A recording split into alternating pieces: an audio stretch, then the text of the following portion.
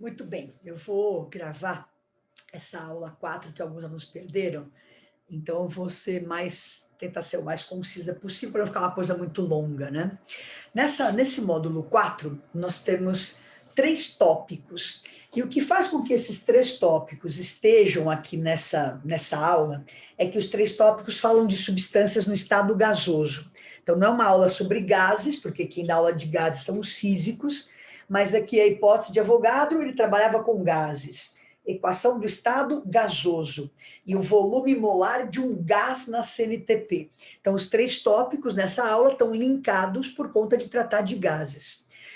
Eu gosto muito de história, não sei se vocês gostam de história. Na aula de história, a gente normalmente segue uma cronologia de tempo, né? Que é uma coisa incrível. Em química, não, a gente vai tendo alguns assuntos, não vai acompanhando essa coisa cronológica. Tanto que nós já vimos na aula 2 e na aula 3, falamos sobre mol. E aqui na aula 4, então a gente está falando do Avogadro, hipótese de Avogadro. Avogadro foi, né, quando a gente fala de mol, aparece aquele 6, 10 a 23, a gente chama de número de Avogadro. Então é um cientista, o Amedeo Avogadro, e ele trabalhava com quantidades. Então ele fez essa hipótese aqui muito antes de existir mol. E aí, para homenagear esse grande cientista, quando surgiu o mol, deram o nome lá de número de Avogadro. Então, o que era uma hipótese, né, de Avogadro? Quer dizer, ele achava que... Então, lá nos primórdios, ele acreditava no seguinte: se eu pegar recipientes de mesmo volume, colocar esses recipientes nas mesmas condições de temperatura e pressão. Então, eu levo todos a 20 graus, uma atmosfera, por exemplo. E aí, então, mesmo volume, vou colocar dentro desses recipientes qualquer gás. Então, sei lá, hélio, gás carbônico, flúor, que também é um gás, qualquer gás. Coloco, então, em recipientes de mesmo volume, qualquer gás, e levo para as mesmas condições de temperatura e pressão. O Avogadro acreditava que nessa situação ele iria encontrar aqui dentro desses recipientes o mesmo número de moléculas. Então, se aqui tiver 1000 moléculas, vai ter 1000 e 1000 moléculas. Isso era uma hipótese de Avogadro. Ele lançou isso, e não fique nervosa, eu não entendi. Não é meio que para você entender, é uma frase, é uma fala, é uma hipótese, ele acha que, e aí a gente pode usar isso no exercício. Então, vou repetir: gases quaisquer em recipiente de mesmo volume, nas mesmas condições de temperatura e pressão, eu vou encontrar ali o mesmo número de moléculas. Ele acreditava nisso, lançou essa hipótese. Passa o tempo, passam-se anos, e aí os físicos vão estudar melhor os gases. E aí eles conseguem montar o que a gente chama de equação de estado. A equação de estado tem pressão, volume, temperatura, que são as 3 variáveis de estado. Então, essa equação que os físicos chamam de equação de Clapeyron, então, PV-NRT. Aquelas frases bobas, né? Puta véia não rejeita tarado, palmeirenses viadinhos nunca receberão títulos. Umas frases bobas, até feio falar isso, mas enfim, para ajudar a decorar essa equação. Então, aqui o P, ele é a pressão. A pressão ela pode ser dada em atmosfera, em milímetros de mercúrio, vai depender do exercício, pode variar a unidade. O V é o volume, e o volume ele tem que ser dado sempre em litros. Esse N é aquele que nós vimos na aula 2 e 3, quantidade de matéria. Então, N, ele dá a quantidade de matéria, que é o mol. Quantos animals tem ali naquele sistema, né? Quantos mols do que ele gasta aí no sistema. O R é a constante universal dos gases. E o R vai ser dado para você na hora do exercício. O R está normalmente vinculado à pressão. Por exemplo, se a pressão está em atmosferas, o valor do R é 0,082 atmosfera, litros, mol Kelvin. Se a pressão for em milímetros de mercúrio, é 62,3. Mas isso é dado, você não precisa ficar nervoso, está lá só olhar nos dados do exercício. E o T é a temperatura que tem que ser na escala Kelvin, né? Então, o volume tem que ser em litros, a temperatura na escala Kelvin. Muito bem. Então, eu falei que são 3 tópicos nessa aula. É uma aula curta, tranquilinha.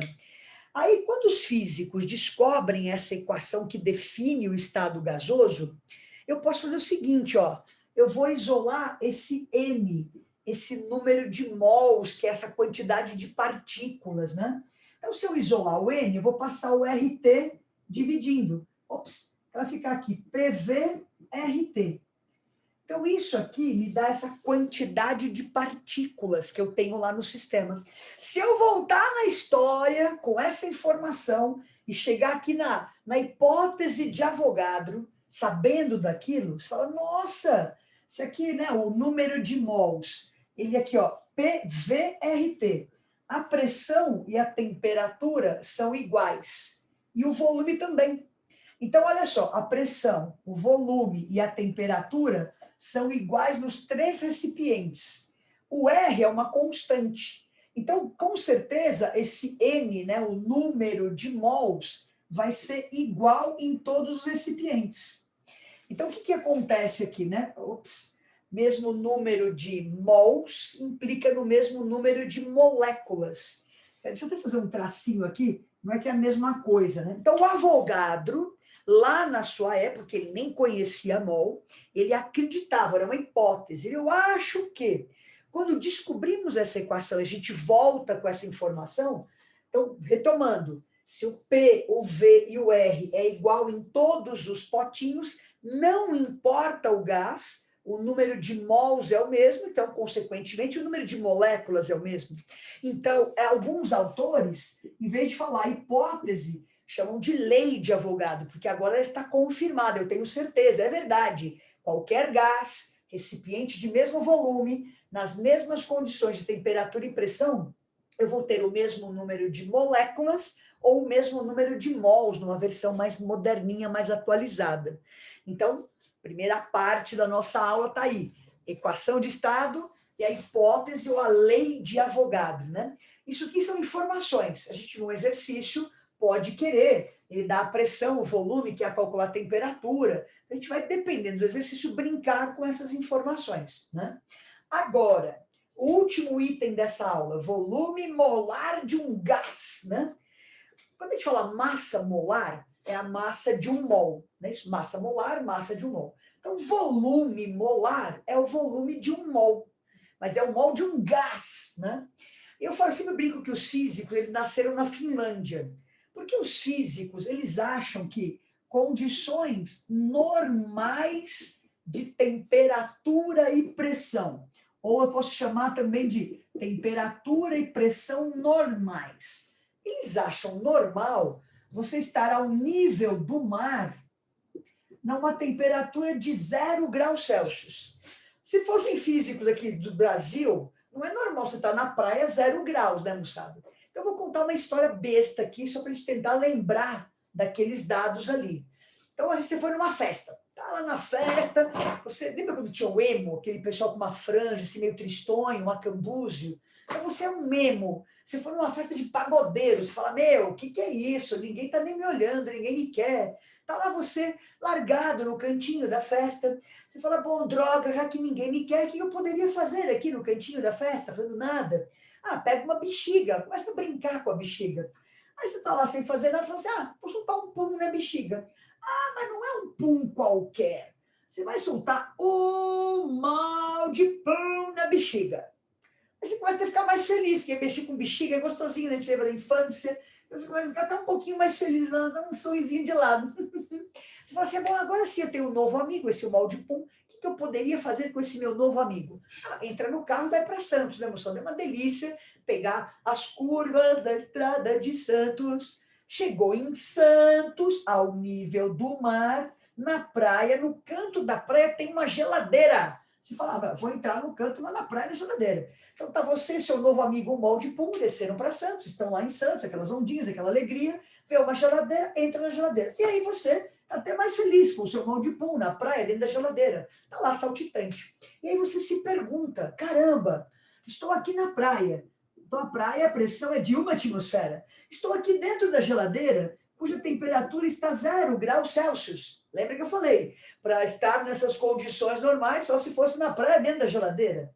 E aí você lá, dentro da praia, na geladeira, você pergunta assim, putz, qual será que é o volume ocupado por esse 1 mol de pão nessas condições normais? Você se questiona, você fala, como é que eu vou achar o volume ocupado por esse 1 mol de pão aqui na praia, dentro da geladeira, né? Aí você fala assim, bom, vou usar a equação de estado. Vou fazer aqui um rascunho rápido. Então, a pressão é 1 atmosfera, você quer achar o volume, você tem 1 mol, não vou pôr as unidades, tá, gente? Estou fazendo assim meio preguiçento aqui. 1 mol, o R está lá nos dados 0082, e a temperatura, 0 graus Celsius, equivale a 273 Kelvin. Na hora que você colocar tudo isso aqui nessa expressão matemática, você vai achar o volume. Esse volume molar, quer dizer, o volume de 1 mol, nessas condições que são a CNTP, é o valor da 22,4 litros por mol.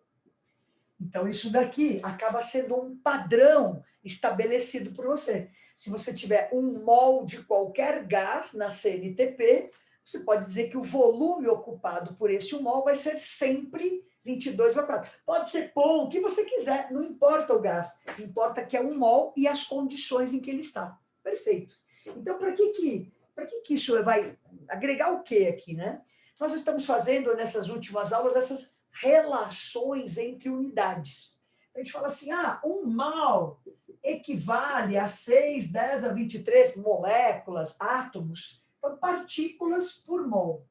Equivalem à massa molar, que é dada em gramas por mol. E agora eu posso dizer que isto equivale a 22,4 litros. Então, o que vai me permitir, que vai dizer agregar, além daquilo que eu já sabia fazer, que é transformar mol em molécula, molécula em grama, grama em mol, agora eu posso, nas minhas regrinhas de 3, relacionar litro com grama, litro com moléculas, litro com mol, desde que foi um gás na CNTP. Muito bem, então estou dando a aula, teoricamente a aula acabou. Falo, alunos, vamos fazer exercício. Aí eu pergunto para vocês, meninos, estava indo para a escola, peguei meu carro, parei no posto e falei, ô tio, põe aí, por favor, 1 mol de álcool no meu carro.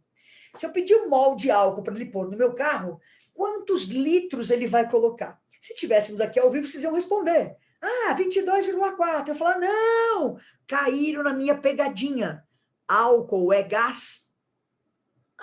Não, só vale para gás. Porque as pessoas às vezes não ouvem as entrelinhas, né? A gente ouve lá o 22,4, ficou quadradinho vermelho.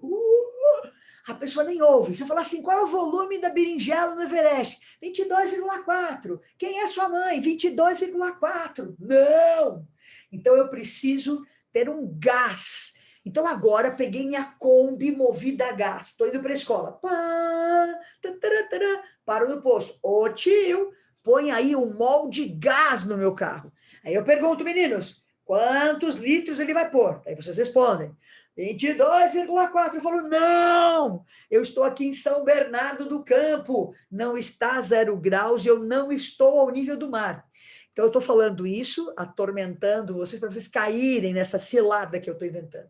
Então, precisa, para você usar o 22,4, não é qualquer hora, tem que ser gás e tem que estar na CNTP. Beleza, meninos? Então, aqui terminamos a parte teórica dessa aula. Então, agora que a gente pode, agregamos, além de todas aquelas unidades, também agregamos ali o mol. Beleza?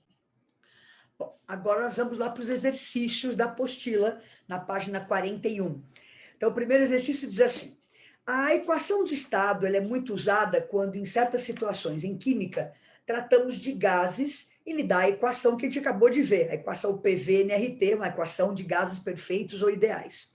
Descreve o que são cada um dos itens e diz, em um experimento no qual foi envolvido um determinado gás X, um gás ideal X, uma amostra de 2 gramas desse gás ocupou um volume de 623 ml, num balão de vidro, numa temperatura de 127 graus Celsius, de 1000, e é uma pressão de 1000 milímetros de mercúrio.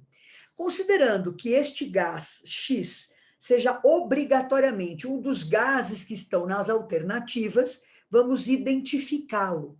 Muito bem.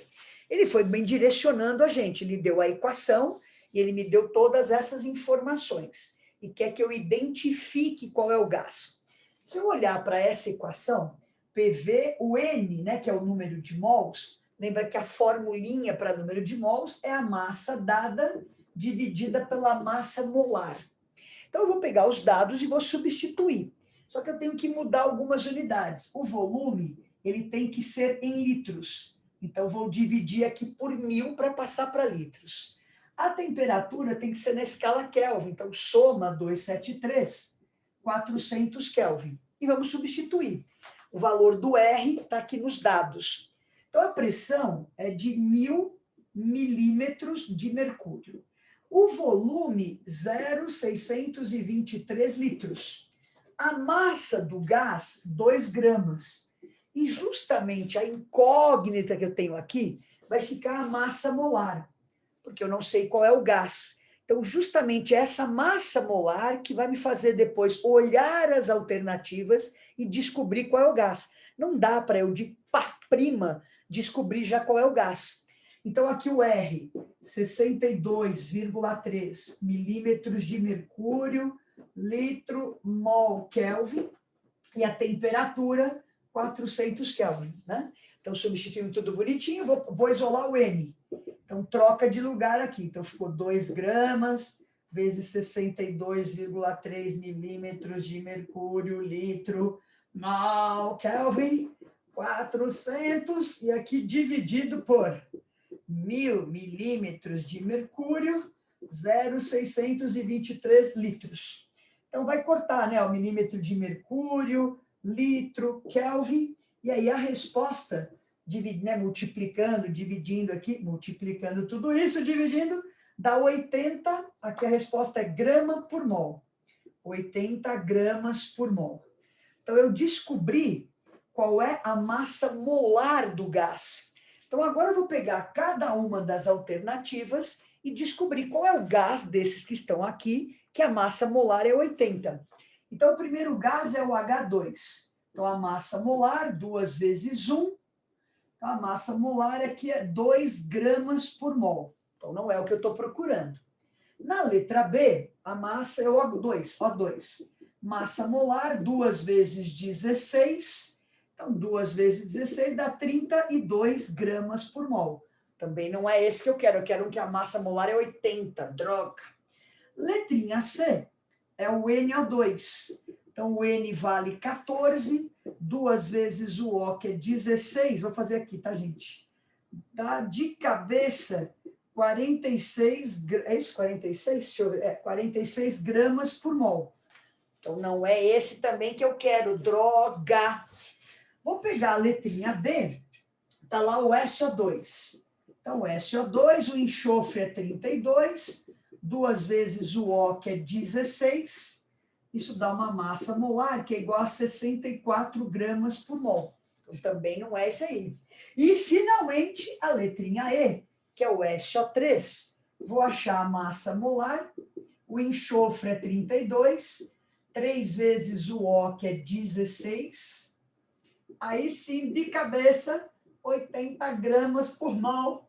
Então, a nossa alternativa, o primeiro exercício é a letrinha E de Ernesto aí. Beleza? Bom, agora vamos lá para o exercício 2. Ele diz assim, mol é 6,022 10 a 23 partículas. Esse número costuma ser arredondado para 6,02 10 a 23.